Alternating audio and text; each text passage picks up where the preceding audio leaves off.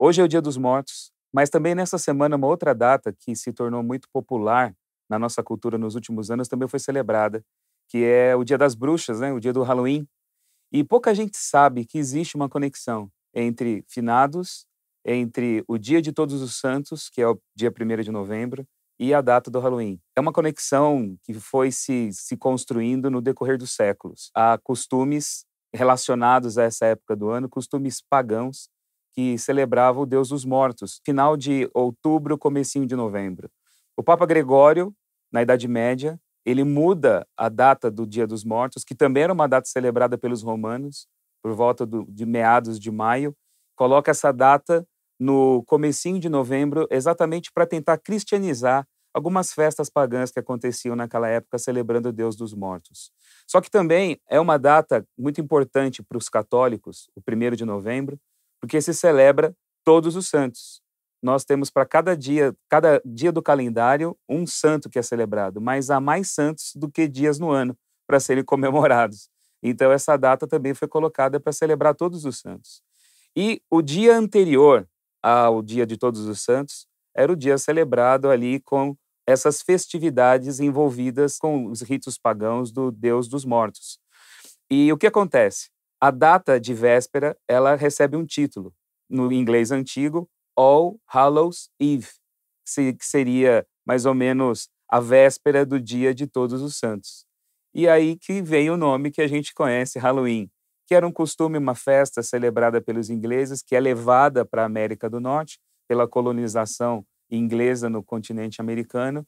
E lá pelo século XVIII, a gente já costuma ver algumas formas de celebrar essa data vinculadas também com a colheita, e aí vai entrar a abóbora, que vai se tornar um símbolo da festa do Halloween, e no século XX, as fantasias e o costume de doces e travessuras, que vem de um costume também antigo das crianças que batiam nas casas, como a festa era celebrada muito perto do Dia de Todos os Mortos, né, do Dia de Finados. As crianças costumavam bater na porta das casas e elas ofereciam uma reza pela alma de algum morto ali daquela família e recebiam um doce, um bolinho ali para essa alma que era beneficiada. E aí depois veio o costume do doce e travessuras que a gente conhece. Mas o fato é que esse pacote todo de costumes e celebrações está fundamentado numa coisa, que é o medo que todos nós, seres humanos, temos da morte. E esse medo, ele é tratado de diversas formas.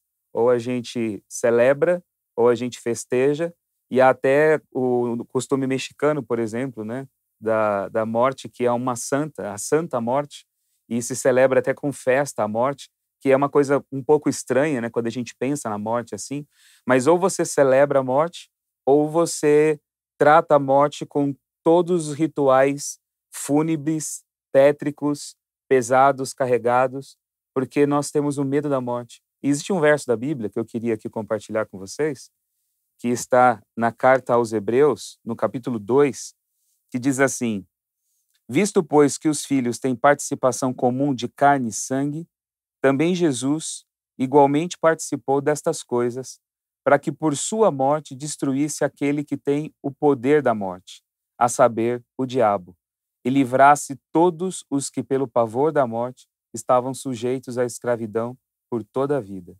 Esse texto trata de uma forma muito direta da raiz de todas as coisas, de todas as nossas fobias, de todas as nossas inseguranças, de todas as nossas incertezas, de tudo aquilo que vai fazendo com que a nossa vida desenvolva uma ansiedade crônica, uma ansiedade compulsiva, que é o medo da morte. E olhando de um ponto de vista espiritual, toda essa questão que é fundamental para a gente, e por isso que essas festividades mexem com todos, né? De uma forma ou de outra, não apenas com o comércio que já viu nessa data, nessa época do ano, uma forma de vender fantasias e doces para a criançada, mas além de tudo, essas datas mexem com religião, com a fantasia dos seres humanos e com o medo da morte. E diz aqui o texto que Jesus, ele assume a natureza humana, ele passa pela morte para destruir aquele que tem o poder da morte, que é o diabo, e que escraviza todas as pessoas com o medo da morte. O medo da morte escraviza todos nós, porque faz com que a nossa vida se torne uma ampulhetinha virada, que vai fazendo com que o tempo passe e a gente vai tentando desesperadamente fazer com que a vida tenha sentido e a gente vai comprando coisas, a gente vai buscando pessoas, a gente vai desenvolvendo relacionamentos, a gente vai criando scripts de sucesso, a gente vai fazendo com que, de alguma forma, a gente acumule coisas que vão fazendo com que a vida tenha sentido. E lá no finalzinho da vida, quando a gente vai chegando numa certa idade e a areiazinha da ampulhetinha vai diminuindo cada vez mais, a gente pode desenvolver até mesmo uma amargura ao olhar para trás e perceber que a vida toda foi vivida e ela foi vivida sem significado. Aquele sentimento Manuel Bandeira, não é? A vida inteira que poderia ter sido e que não foi. E isso é o pavor da morte que escraviza todos os seres humanos. E Jesus, de acordo com esse texto, através da morte e da ressurreição dele, ele quebrou esse poder, porque ele faz com que a eternidade habite o coração de cada um de nós.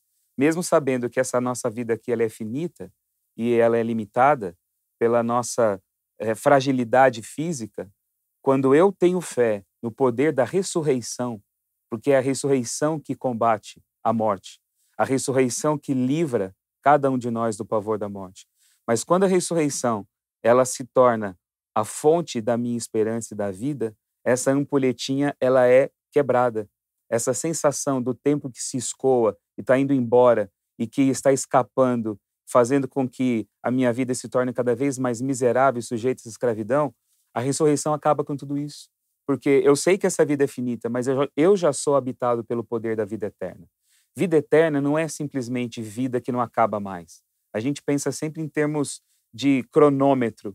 A vida eterna é aquela coisa que não acaba mais. E você pensa que se eu tivesse o poder de viver da forma como eu vivo eternamente, eu seria feliz.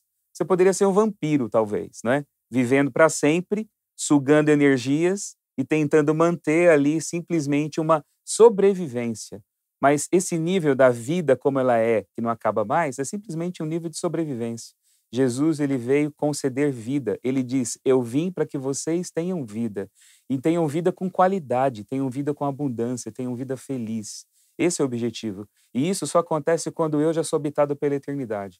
Ainda que eu morra, posso ser sepultado, mas a ressurreição garantida no Filho de Deus já fez com que essa minha vida agora já seja vivida com a qualidade da vida eterna. Essa é uma qualidade. Eternidade é uma qualidade de vida.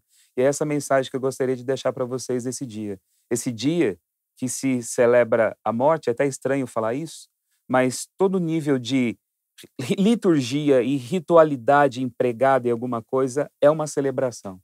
Nesse dia que se lembra aqueles que morreram e que se lembra também a nossa finitude e o nosso futuro, futuro da morte, eu quero que você olhe um pouco mais além. Não olhe apenas a eternidade como algo que dependa da fé, como alguma coisa que um dia pode acontecer, mas como qualidade de vida que já pode ser vivida por você agora.